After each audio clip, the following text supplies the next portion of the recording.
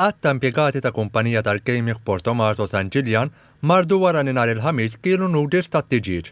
Ma' TVM News is-Supretendent tas-Saħħa Pubblika Charmaine Gawċi spjegat li bħala parti mill-investigazzjoni l-awtoritajiet kellmu man-nies affettwati u ġie stabbilit li dawn kienu għadhom kemm kielu noodles tat-tiġieġ. Aktar kmieni din il-ġimgħa is-Sovrintendenza tas-Saħħa Pubblika qalet ma' TVM News li l-awtoritajiet tas-saħħa qed jinvestigaw dan il-każ u li nhar il-ħamis li għadda 17 il-persuna ġew eżaminati fid-Dipartiment tal-Emerġenza waqt li t-tnejn kellhom jiddaħħlu l-isptar.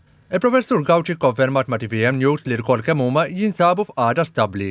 Rapporti qalu li dan l-ikel kien ġej mir-restorant tal-Casino u kien ippreparat mill-kumpanija Synergy 6 Malta Limited. Rapporti qalu li l-ħaddiema affettwati jaħdmu għall-kumpanija li tinsab qrib ir-restorant ta' Portomarzo Casino u mhux għall-Casino innifsu. Sa dan it-tant ġie spjegat li finqas minn satejn wara l-każ uffiċjali mill-Awtorità tas-Sigurtà tal-Ikel marru fuq il-post biex jinvestigaw. L-istess rapporti kwotaw kelliem mal-Casino jgħid li l-kċina li tħejji l-ikel għall-ħaddiema hija separata minn dik fejn isir l-ikel għall-klijenti u li ebda klijent tal-Casino ma ntlaqat minn dan l-inċident.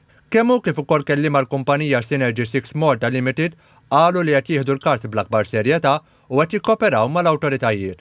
Qalu li f'dan l-istadju għadha ma ġie stabbilita l-kawża tal-mard u li l-investigazzjonijiet għadhom għaddejjin. Waqt li l-awtoritajiet qed jinvestigaw dan il-każ ta' avvelinament tal-ikel, l-awtoritajiet għal l-kċina tal-kumpanija tal-catering.